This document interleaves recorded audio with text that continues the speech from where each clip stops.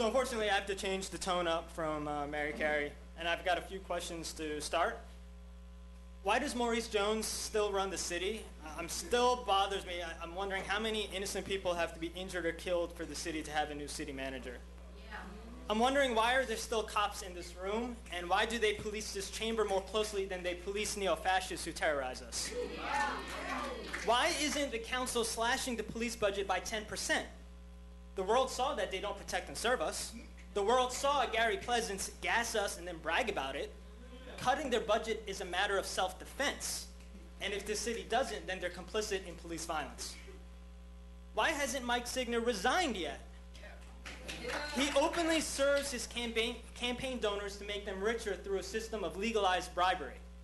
He took $200 from Hafey, and Hafey got paid $350,000 in return.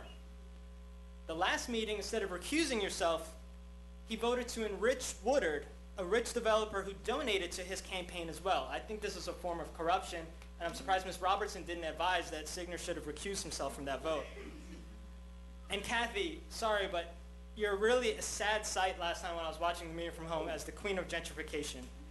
You really didn't see on TV how desperate it looked to be in service to the rich. And you were just, it looked really silly to see when you were talking about the aesthetics of West 2nd, when we were talking about that gentrification debate. Unlike the two of you, I admit I'm fighting a class war. I've declared war on the rich and their property. The two of you are fighting a class war on the poor and the working class, but refuse to admit it. The two of you seemingly pray at an altar of tax revenue in the so-called free market, while trying to fool the community by co-opting the language of the public good. And the service to the 1% that I see from you all is actually a race to the bottom. I don't think that we can have private solutions to public problems, and despite what one millionaire said last meeting, we're not in this together. Developers and landlords are leeches who are sucking the wealth out of working people from this town.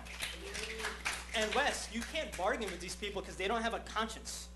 And we can't solve the affordable housing solution problem through private developers. Those crumbs, those like 8 units we were talking about last time, that's like putting lipstick on a gentrifying pig.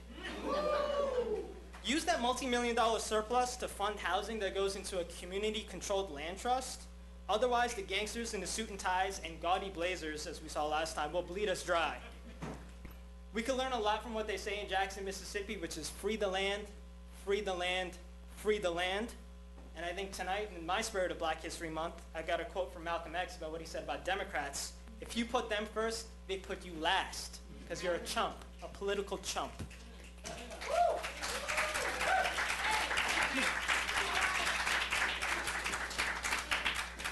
Lena Seville.